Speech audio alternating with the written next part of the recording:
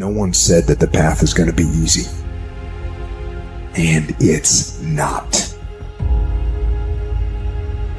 We know life is rough, and we know there will be pain, and whether that pain is at the hands of an enemy or at the hands of nature or time or disease, there will be pain. It's an urge.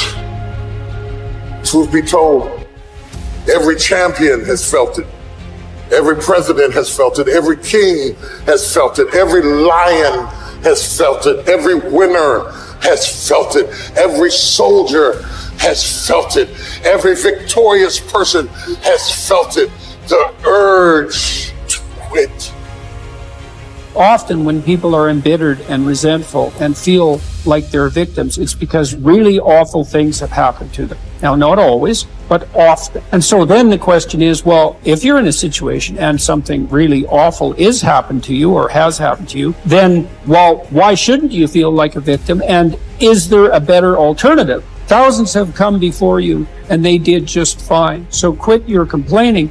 And it's not because you have nothing to complain about. That's not the case. It's that that's not the right approach. The fact is, and this is such an optimistic fact, as well as a judgment in some sense, the fact is that if someone else can do it, so can you. And that's something, right? If you're reading about the great heroes in history, people who are in these terrible situations, and you see someone rise to the occasion, and then you can say, well, that was a person who did that, and I'm a person, and so maybe I have that capacity too, even though I don't know how to approach it. Don't allow that inner doubt in you to tell you why you're not good enough. You ignore that inner voice and all of the external voices. Don't judge the possibilities for what you can do based upon the circumstances, because the circumstances won't determine who you are. Doesn't matter how many mistakes you've made. Doesn't matter how much money you've lost. In fact, I see it only as an investment of what you learn from life. You don't stop when you're tired. You stop when you're done. You stop when you complete it and you execute it. This way you start separating the successful from the unsuccessful. Just because it says trial on the package, or tribulation on the package, or pain on the package, it don't mean it ain't a blessing inside, and most of you turn around when you see pain. But those of us who have the right perspective, we approach it when it say pain. When we see trial, tribulation, we don't give up or give in. We know the blessing is on the inside. We don't give up. We don't surrender. We don't quit. We see differently. Our perspective is different. And because our perspective is different, our outcomes are different. Our rewards are different. If you haven't learned something from periods of suffering, if you haven't wrung the juices of your own pain and drank them for your own nourishment, you have wasted your experience and missed the chance to expand capacity for being stronger the next time. That these seasons arrive at your door. My mental outcomes were a consequence of my habits, and my habits were a consequence of my choices. It is true that character is to some extent innate.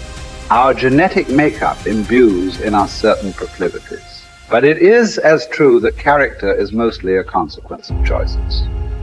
We all make them, and we should make them deliberately with the knowledge that these choices are part of our responsibility toward a purpose other than our own selfish aim. That responsibility is to your family, friends, community, and country. You have purpose in this life. God has you here for a reason. You may not know it, but He does. Your job is to find it. No one else can. You need to understand that your purpose may be great in the eyes of the world, or it may be commonplace and seemingly small. Your purpose might be your family, your children. Your purpose might be tutoring a child and changing their life. Your purpose might be the business you started. Your purpose might be cleaning up your block. Your purpose might be in the help you give others. Your purpose might be in the example you set. Only you and God know. Only you and God need to know. Search until you find it. And until then, act as if you have it, because you're wasting time otherwise. There's something in you that wouldn't allow you to stop. Dr. Howard Thurman, he said there's something in each and every one of you that waits and listens to the voice of the genuine in yourself. It will be perhaps the only guide you will ever have. And if you cannot hear it, All of your life, your days will be spent on the ends of strings that somebody else pulls.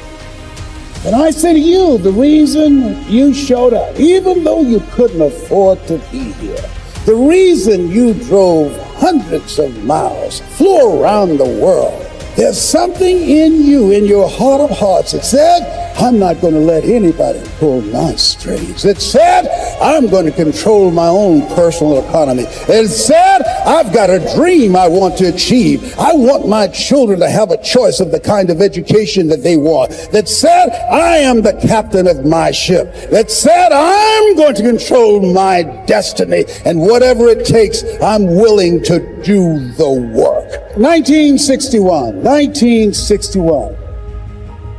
President John F. Kennedy had a decision to make. The decision was whether or not to call a news conference and tell the world the United States was going to go to the moon. And I submit to you that the decision to do that was very risky. And what governed his thinking is what governed your thinking when you decided, I'm going to do this. See, the technology did not exist. The answer of what will it take did not exist. No one had ever done it before. But he made a decision. He looked at Werner von Braun, the most brilliant scientist of that day.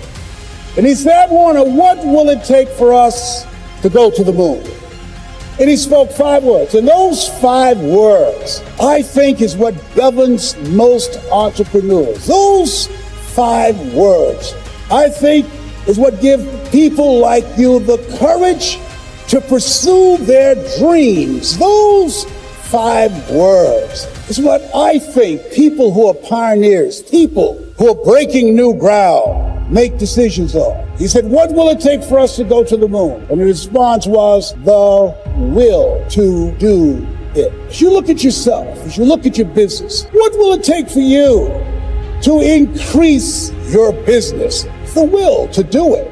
What will it take for you to become more powerful in your presentation skills and be able to increase the number of people, to quadruple your business? The will to do it. What will it take for you when others are quitting because of the rejections, when others are stopping because they just become so discouraged and they have creditors breathing down their neck and they have family members and friends telling them they're a fool? What is it that will allow you to have the mental resiliency to keep on keeping on, to keep your commitment to your commitment? The will to do it. Every time I say it and ask you a question, I want you to say the will to do it. What will it take for you to build your business? What will it take for you to increase your recruiting?